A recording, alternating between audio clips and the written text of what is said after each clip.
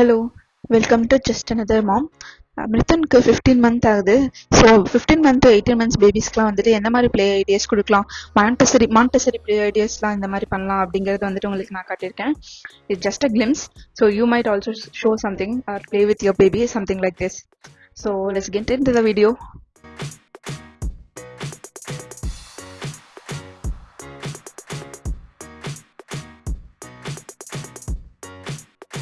One thing வந்துட்டு நான் ரொம்ப பர்டிகுலராக இருக்கிறது அப்படிங்கிறத பார்த்து புக்ஸ் வந்துட்டு ஷோ பண்ணுறது.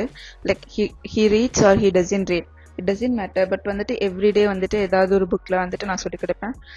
இனிஷியலி வந்துட்டு எல்லா பிக்சர்ஸ் இருக்க புக்ஸ் காட்டிட்டு இருந்தேன். இப்போ வந்துட்டு பிக் பிக்சர்ஸ் இருக்கிறது, ஒரு பேஜில் ஒரு பெரிய பிக் பிக்சர்ஸ் இருக்க புக் காட்டுவேன். ஸோ ஃபஸ்ட்டு வந்துட்டு காட்டிட்டு ஒரு ஆப்பிள் அப்படி காட்டுறேன்னா வந்துட்டு காட்டிட்டு அவனை பாயிண்ட் பண்ண சொல்லுவேன். பாயிண்ட் டு ஆப்பிள் அந்த மாதிரி சொல்லுவேன். If is pointing it's well and good. If is not pointing நான் வந்துட்டு இட்ஸ் ராங் அப்படிங்கிற மாதிரி சொல்ல மாட்டேன். I usually say okay this is apple something like that in the positive way. So I சொல்லிட்டு லைக் நெக்ஸ்ட் பிக்சராக இருந்தால் I show பண்ணுவேன். This is something I do every single day.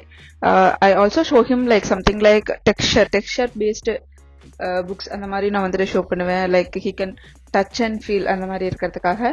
And also மிருத்துனுக்கும் வந்துட்டு புக்ஸுங்கிறது ரொம்ப பிடிக்கும். போய் புக் எடுத்துட்டு வா அப்படின்னு சொன்னால் போய் கரெக்டாக புக் எடுத்துட்டு வந்துட்டு சொல்லிக் கொடுங்க அப்படின்னு சொல்லி கேட்பான். ரொம்ப க்யூட்டாக இருக்கும். சொல்லிக் கொடுக்கலான்னு ரொம்ப ஆசையாக இருக்கும் நம்மளுக்கு.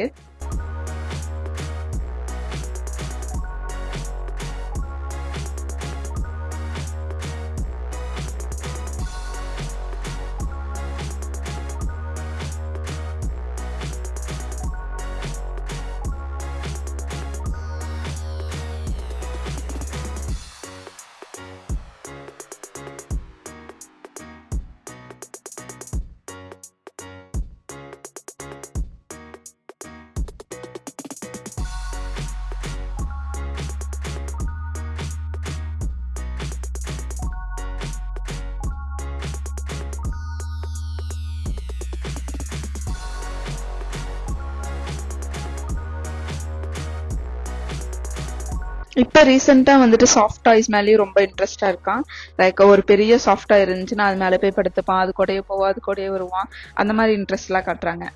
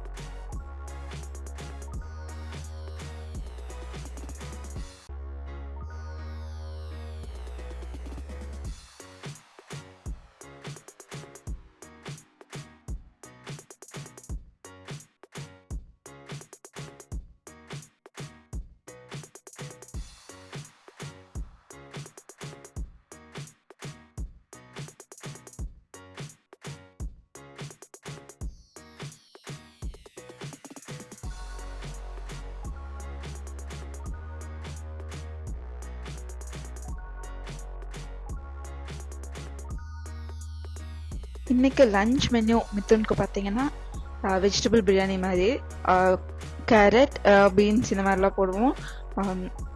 பெப்பர் ஆட் பண்ணுவோம், மிளகாத்தூள் சில்லி பவுடர் ஆட் பண்ண மாட்டோம், கொத்தமல்லி பவுடர் ஆட் பண்ணுவோம். It was very tasty actually. எனக்கே ரொம்ப பிடிச்சிருந்துச்சு. கேரட் பீன்ஸ் அண்ட் பொட்டேட்டோ இந்த 3 போட்டு செஞ்சுருந்தோம். இது வந்துட்டு ஊட்டுறப்ப வந்துட்டு சம்டைம் வீட்டில் இருந்தால் கரெக்டாக சாப்பிட மாட்டான்.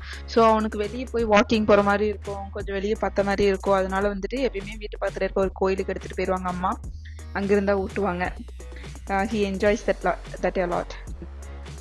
போனஸாக இந்த வீடியோவில் உங்களுக்கு நான் சோளத்தில், அதாவது ஜவார்னு சொல்லுவாங்க, அதில் வந்துட்டு தோசை எப்படி பண்ணுறது அப்படிங்கிறதையும் காட்ட போகிறேன். இது ஆல்ரெடி ஆக்சுவலி மாவு வந்துட்டு ரெடி பண்ணிட்டோம். எந்த மாதிரினா சோளம், வெள்ளை சோளம் 1 கப்பு, 1 கப் உளுந்து, 1 கப் அரிசி. நீங்கள் அரிசி வேணாம், ஒயிட் ரைஸே வேணான்னா கூட ஒயிட் ரைஸ் ஃபுல்லாகவே அவாய்ட் பண்ணிக்கலாம். சோளம் அண்ட் உளுந்து 2 மட்டும் போதும். எப்பயும் போல் கொஞ்சமாக வெந்தயம் சேர்த்து அரைச்சிட்டிங்கன்னா, மிக்சிலேயே அரைச்சிட்டிங்கன்னா இந்த மாதிரி வந்துடும். 8 மணி நேரம் ஊற வைக்கணும். அதுக்கப்புறம் அரைச்சி மறுபடியும் 8 மணி நேரம் வச்சிங்கன்னா ஃபர்மெண்ட் ஆயிரும். அதுக்கப்புறம் நார்மலாக தோசை சொல்லலாம். அரிசி தோசையை விட ரொம்ப டேஸ்ட்டாக இருக்கும், ரொம்ப சாஃப்டாகவும் இருக்கும். கண்டிப்பாக ட்ரை பண்ணுங்கள் உங்கள் வீட்டில். அண்ட் தேங்க்யூ ஃபார் வாட்சிங். சப்ஸ்கிரைபர்ஸ்.